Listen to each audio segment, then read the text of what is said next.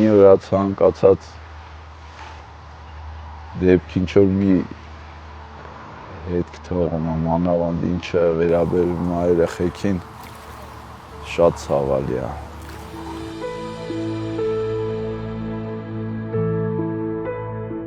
Վանաձորինը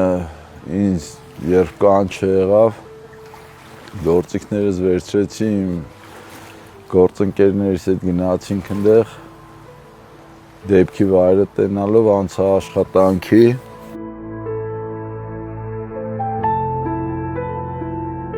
7 տարեկան բալիկին գտա մոտավորապես դեպքի տեղից մի 500 մետր այն կողմից։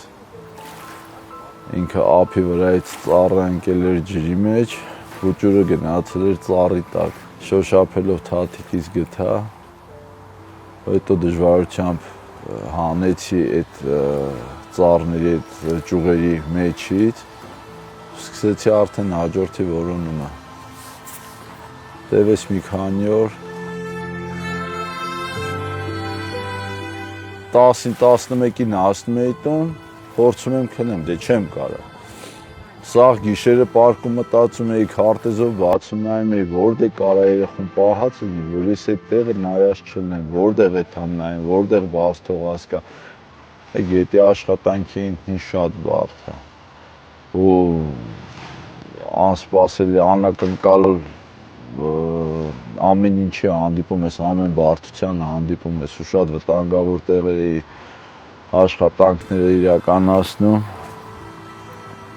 դժվար հասանելի տեղեր։ Մեծ քույրիկին 13-ամյա աղջնակին էլի մցրել էր հաստ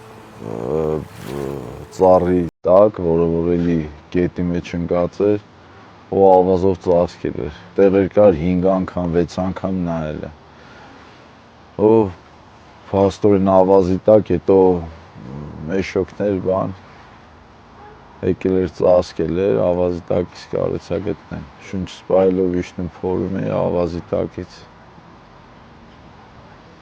բալիկին հանի։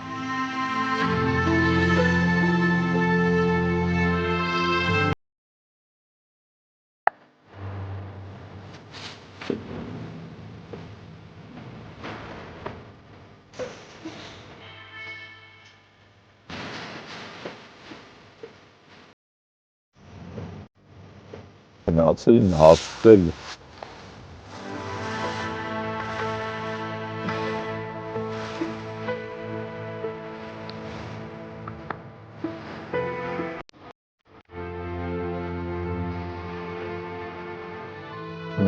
Ով էտան երեխեքը հաստատել է տեցին կորը։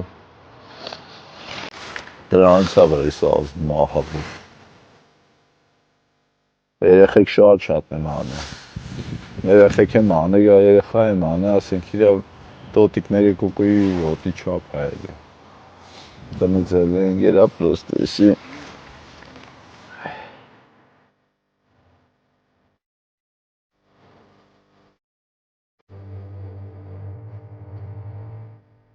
Հերոսի բան չկա, ուղղակի մարդ պետք է խղճով ապրի։ Էդի ես չեմ անում, էդ սիրտս է անում։